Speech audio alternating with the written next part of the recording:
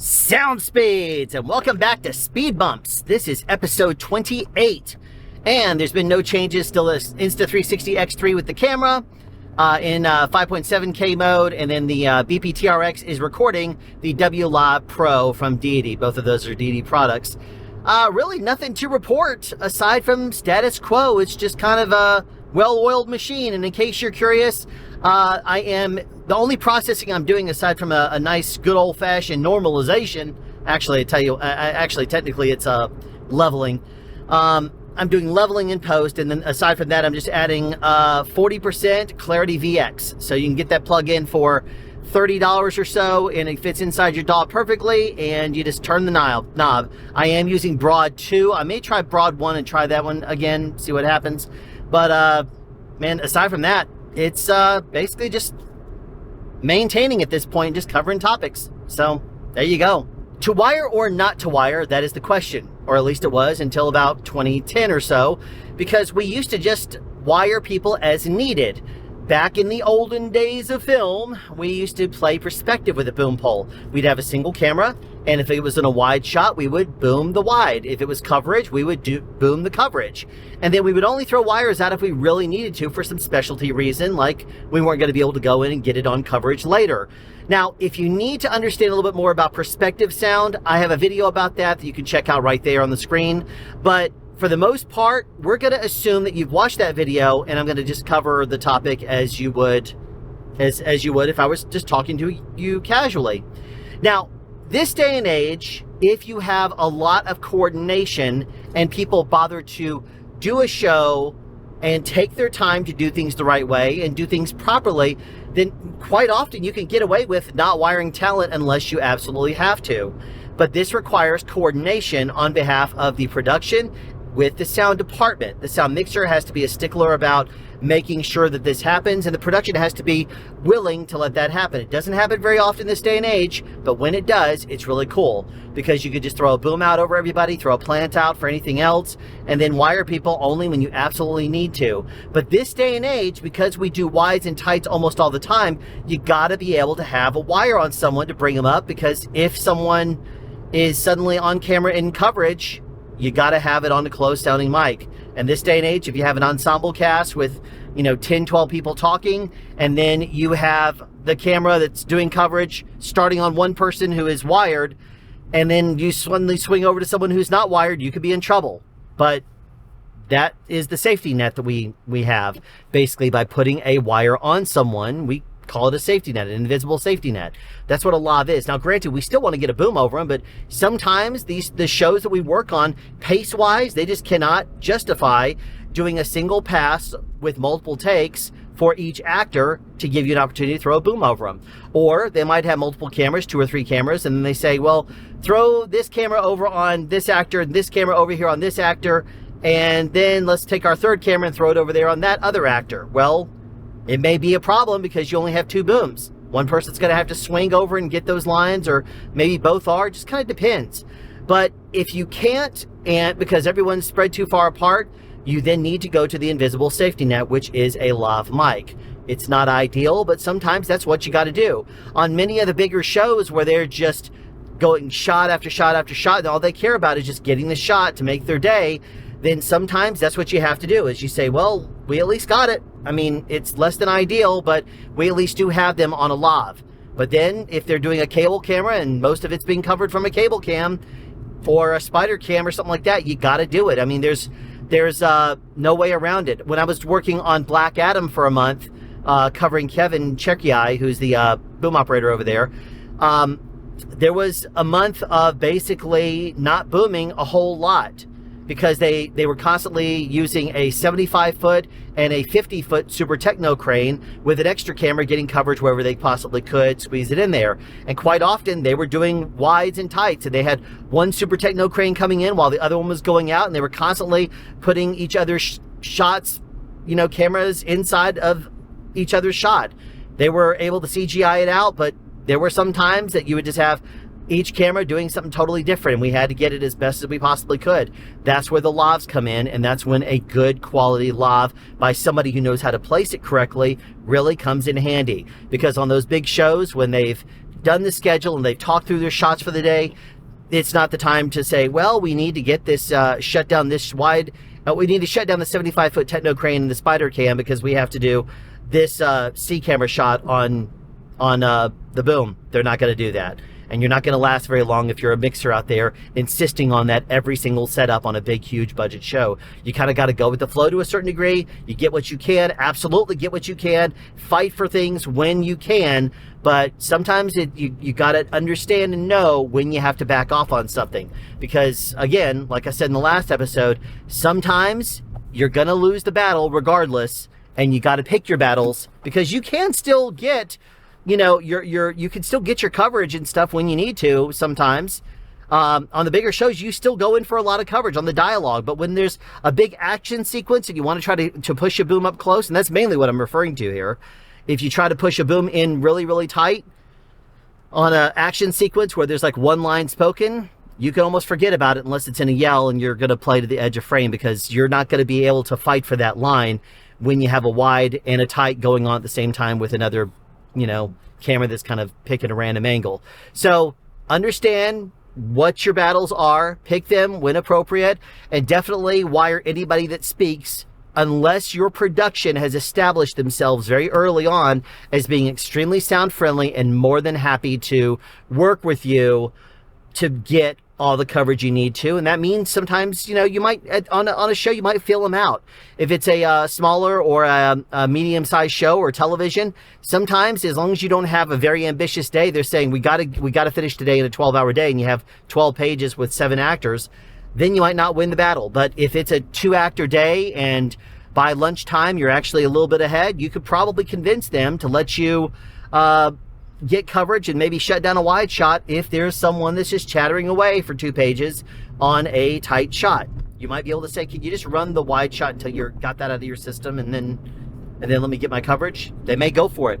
But you got to feel them out. You got to understand, and hopefully your sound mixer will appropriately address everything in advance on the show during the pre-production and the meetings and stuff like that happen before the show even starts.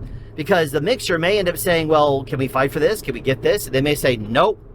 They may say, absolutely, we're gladly going to work with you. And that's what it's all about, is understanding things up front. The mixer should handle this in prep.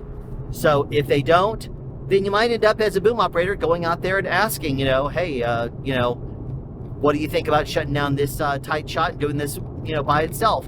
But normally, you would want to ask the sound mixer if you have any questions about whether or not it's appropriate on this size show or not, because they're the ones that were in all the pre-production meetings. But to circle back around yet again, the question to wire or not to wire, you want to always wire anybody that speaks.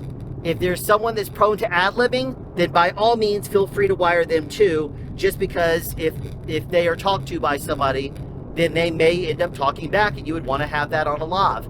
Sometimes you are in a situation where you cannot wire someone, in which case you might want to throw a plant out there to make sure you can get them. But regardless, you need to make sure that you have them on a mic if at all possible. Even if it's a long shotgun microphone and you're trying to dig it in over top of their heads in a wide shot with 3 or 4 feet of headroom, do what you can. If a lav is not appropriate, or if your mixer absolutely says you must do it. There you go. HMI lights are very noisy, and we still run into them on set. If it's something like a Joker 400, it's going to have a fixed ballast. You're probably not going to be able to adjust that into a quieter setting. It's going to be constantly in flicker free, in which case you need to add more hose between the ballast and the lighting instrument and run that hose down the hall and then see if they can just power it down there, so that way you're not hearing the noise from the ballast. But sometimes you run into situations where a ballast can be adjusted. Like, for example, you do exteriors. You can ask them to run the ballast farther away from set, and that is a good practice to get in the habit of. But most of the time, the lighting instruments are 3-phase power when they turn them on. I'm not going to get into the difference between single-phase and 3-phase power to detail in this video, but what I will tell you is that, as you know, sound waves, or like any waves in general, go through a crest and then they go through a trough.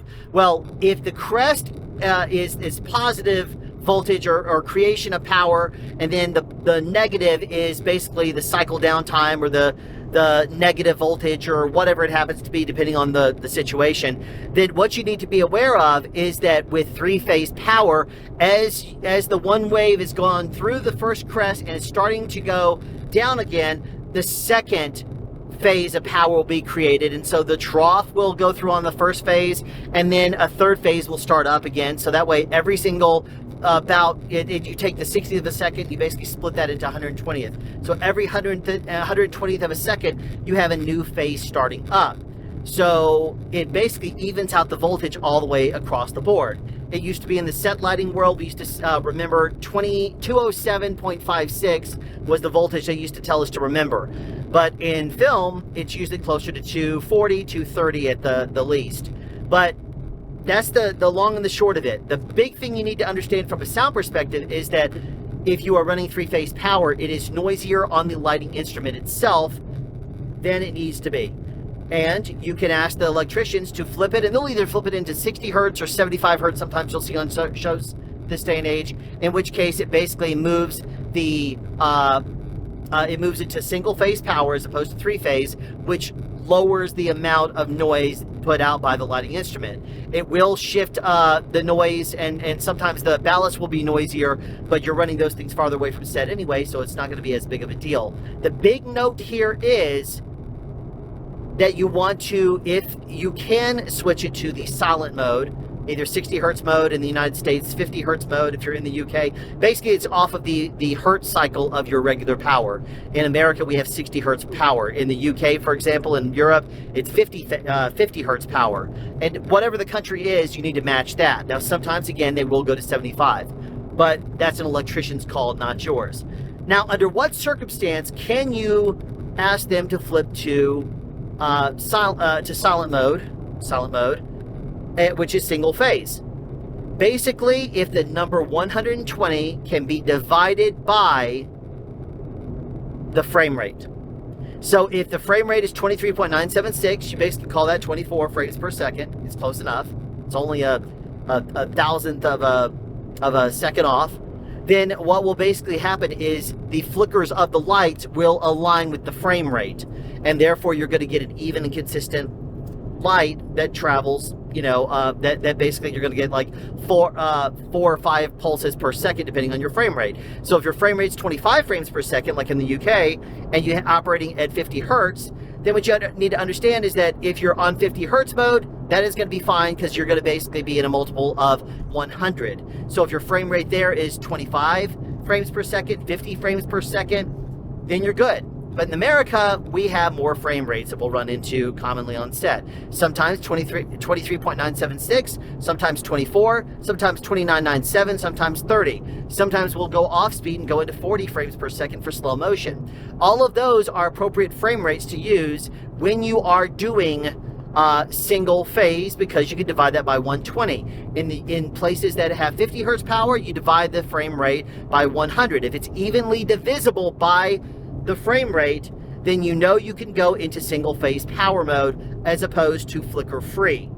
Only when you go off speed to flicker free do you to an off speed frame rate that is not divisible by twice the hertz cycle, so in our case in America 120, then that's when you need to have it in flicker free. And the reason why is because if you were to basically take, for example, let's say 22 is your frame rate, 22 FIPS.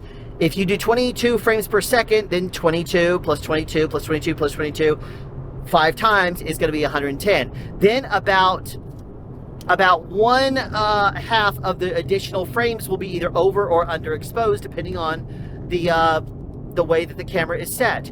And you can't have approximately one out of every other frame alternating back and forth, either with a little bit more or a little bit less exposure, because it's getting more or less flashes from the lighting instruments, from the phase of power. So that's in a nutshell what it is. As long as your frame rate is divisible by, in America, 120, if you're in a country that uses 60 hertz power, as long as it's divisible by 120, you're good. If not, then you really need to have it flicker free. Same kind of rule applies, but out of 100 in the UK or in Europe or any other country for that matter. However, I will also add this. it is technically the gaffer and or director of photography's call as to whether or not they can do it. You will know otherwise. You may know otherwise and say, well, I can easily get away with it. We should be able to, but you're not going to be able to convince them otherwise if they say, no, we need it for a certain reason. It could be that the shutter that the DP is going at, the shutter is causing it to flicker, and they may not like that. Based on the polarization and the shutter speed and stuff like that, there may be a weird camera setting that they're doing for a particular effect. And they say, I'm sorry, we got to have it flicker free. We can't do that. But most of the time it's to do with frame rate, and you can ask the gaffer if it's appropriate to go into silent mode or 60 hertz, 75 hertz, whatever mode they happen to go into, and they'll usually say that's perfectly fine as long as the frame rate is divisible by double the hertz cycle of your power. So there you have it, another episode of the Speed Bumps podcast in the can. We are driving and we're making pretty good time, but hey, we've covered all the topics we needed to for today. I hope you got some benefit out of this knowledge, and I will see you in 2 weeks with another episode of Speed Bumps. Take care. If you'd like to ask a sound-related question to be answered in a future episode, send text, audio, or video to ssp@soundspeeds.us. Want to record this outro?